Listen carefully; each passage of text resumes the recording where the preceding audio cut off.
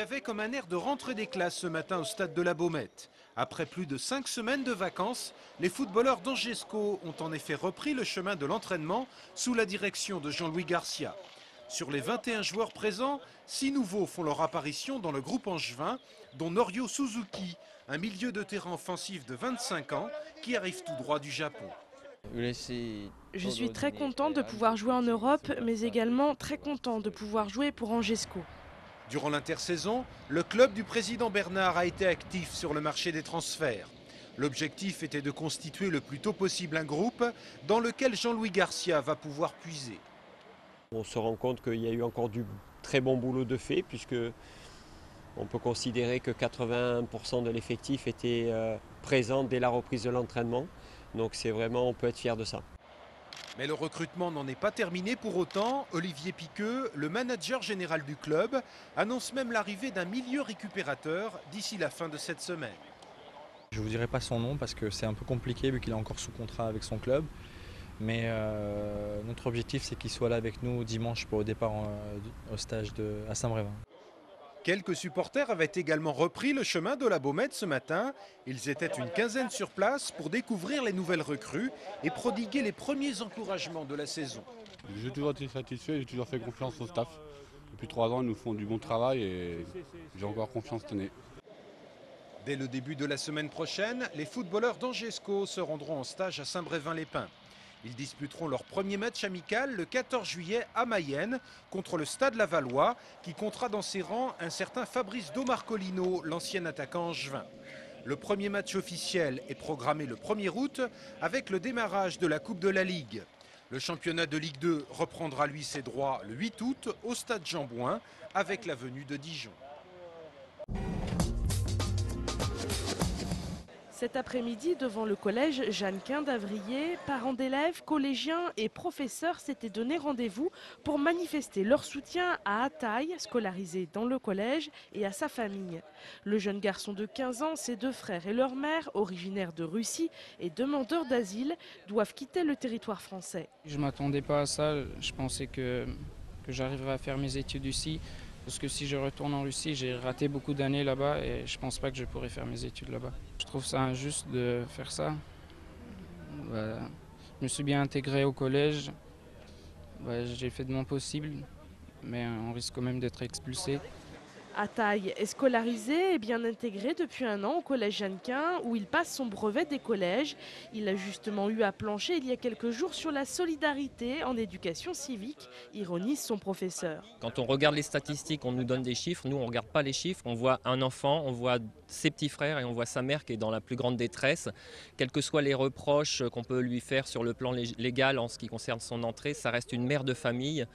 Et ça reste des enfants auxquels nous sommes attachés parce que nous vivons avec eux au quotidien. La situation est complexe. Les enfants devraient pouvoir bénéficier de la nouvelle nationalité belge de leur père. Mais la Belgique ne souhaite pas intervenir dans les affaires françaises. Parents d'élèves, encadrants du collège et collégiens se sont donné rendez-vous samedi à 14h30 devant la préfecture de Maine-et-Loire pour soutenir Ataï et sa famille. Hier après-midi, les salariés de Rapidex à Écouflant ont retenu le PDG de leur entreprise. Ils n'acceptaient pas les propositions faites dans le cadre du plan social qui prévoit 31 licenciements sur les 57 employés. Hier soir, direction et représentants du CE ont finalement été reçus par le préfet du Maine-et-Loire qui a appelé au dialogue. Appel entendu, une prochaine réunion de négociation est prévue la semaine prochaine en terrain neutre, à la direction du travail par exemple. Mais pour l'heure, aucune date n'est encore fixée. Mazé, petite bourgade située entre Angers et Saumur, vit ses derniers moments de calme avant l'effervescence. Car le 20 juillet prochain, c'est toute une équipe de tournage qui va débarquer ici. Mazé va en effet servir de décor au film Les Petits Ruisseaux, adaptation d'une bande dessinée de l'angevin Pascal Rabaté. Aujourd'hui, l'équipe du film cherchait des figurants avec des profils bien précis. Il y a une séquence de thé dansant où on cherche plutôt des femmes entre 60 et 70 ans. Il y a aussi une fête avec des jeunes à la fin du film, donc on cherche la bande de jeunes. Il y a une séquence à la boule de Fort, donc c'est plutôt des anciens qui sont là-bas. Et voilà. On regarde les photos. On choisit les gueules qui nous intéressent, qu'on appelle les gueules. Et puis on essaie de trouver aussi une cohérence entre les âges, les hommes, les femmes, la corpulence, pour que ça soit un petit peu cohérent avec la réalité du décor et de la séquence. Pour faire de la figuration, pas besoin de passer un casting. Les candidats ont dû remplir une fiche d'information accompagnée d'une photo. Je vais vous demander de bien vouloir remplir une petite fiche. Oui. Françoise est commerçante à Mazé et elle compte bien faire partie des heureux élus. C'est une petite aventure que je voudrais essayer parce qu'on en rêve tous, mais on n'a jamais l'occasion de se trouver parmi des figurants dans des films. Et puis les acteurs qui sont dedans me plaisent beaucoup. Parmi ces acteurs, Daniel Prévost, Philippe Naon et Hélène Vincent. Du beau monde réuni pendant 6 semaines à Mazé et qui va quelque peu changer les habitudes de la commune. Environ 80-85% du film vont être tournés à Mazé.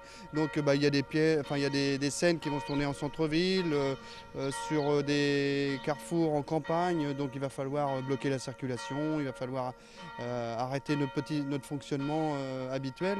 Il y a une scène aussi qui va se passer sur le marché. Donc voilà, ça va vraiment modifier pendant une petite période nos habitudes de vie. Un bel événement qui débutera le 20 juillet et se terminera le 30 août, certainement en happy end.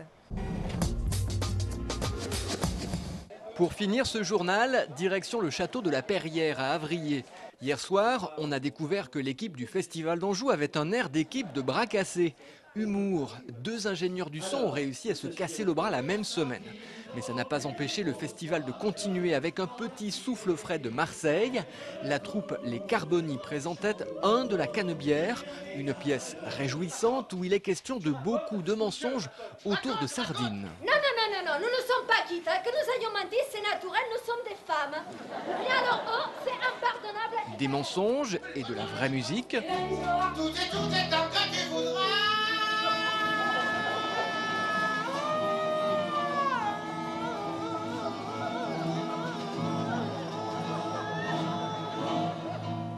Dans les crins intimistes du château, on se serait presque cru sur le port de Marseille.